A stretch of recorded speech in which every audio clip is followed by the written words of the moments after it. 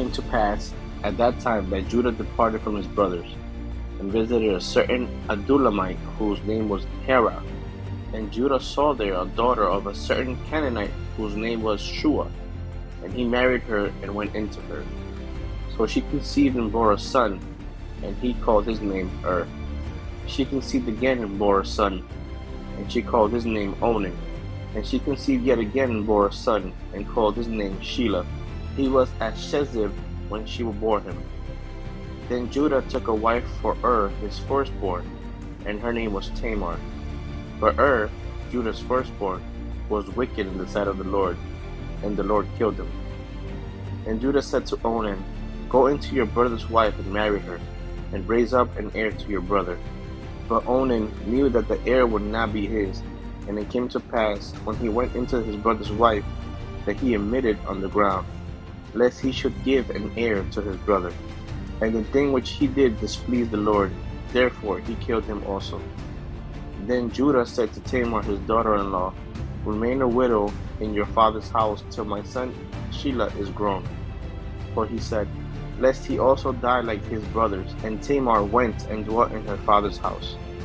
Now in the process of time, the daughter of Shua, Judah's wife, died, and Judah was comforted, and went up to his sheep shearers at Timnah, he and his friend Hirah the Adullamite. And it was told Tamar, saying, Look, your father-in-law is going up to Timnah to shear his sheep. So she took off her widow's garment, covered herself with a veil, and wrapped herself, and sat in an open place which was on the way to Timnah, for she saw that Shelah was grown, and she was not given to him as wife. When Judah saw her, he thought she was a harlot, because she had covered her face. Then he turned to her by the way, and said, Please let me come in to you, for he did not know that she was his daughter-in-law. So she said, What will you give me, that you may come in to me?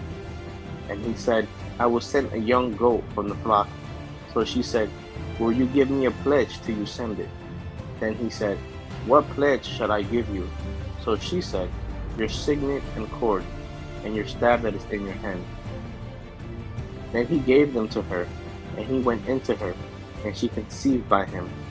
So she arose and went away, and laid aside her veil, and put on the garments of her widowhood. And Judah sent the young goat by the hand of his friend the Adullamite, to receive his pledge from the woman's hand. But he did not find her. Then he asked the men of that place, saying, Where is the harlot who was openly by the roadside? And they said, There was no harlot in this place. So he returned to Judah and said, I cannot find her. Also the men of the place said, There was no harlot in this place. Then Judah said, Let her take them for herself, lest we be shamed. For I sent this young goat, and you have not found them. And it came to pass about 3 months after, that Judah was told, saying, Tamar, your daughter-in-law, has played the harlot. Furthermore, she is with child by harlotry. So Judah said, Bring her out, and let her be burned. When she was brought out, she sent to her father-in-law, saying, By the man to whom these belong, I am with child. And she said, Please determine whose these are, the signet and cord and staff. So Judah acknowledged them and said, She has been more righteous than I, because I did not give her to Shelah my son. And he never knew her again. Now it came to pass, at the time of giving birth, that behold, twins were in her womb. And so it was, when she was giving birth, that the one put out his hand. And the midwife took a scarlet thread and bound it on his hand, saying, This one came out first. Then it happened, as he drew back his hand, that his brother came out unexpectedly. And she said, How did you break through? This breach be upon you. Therefore his name was called Perez. Afterward his brother came out, who had the scarlet thread on his hand, and his name was called Zerah.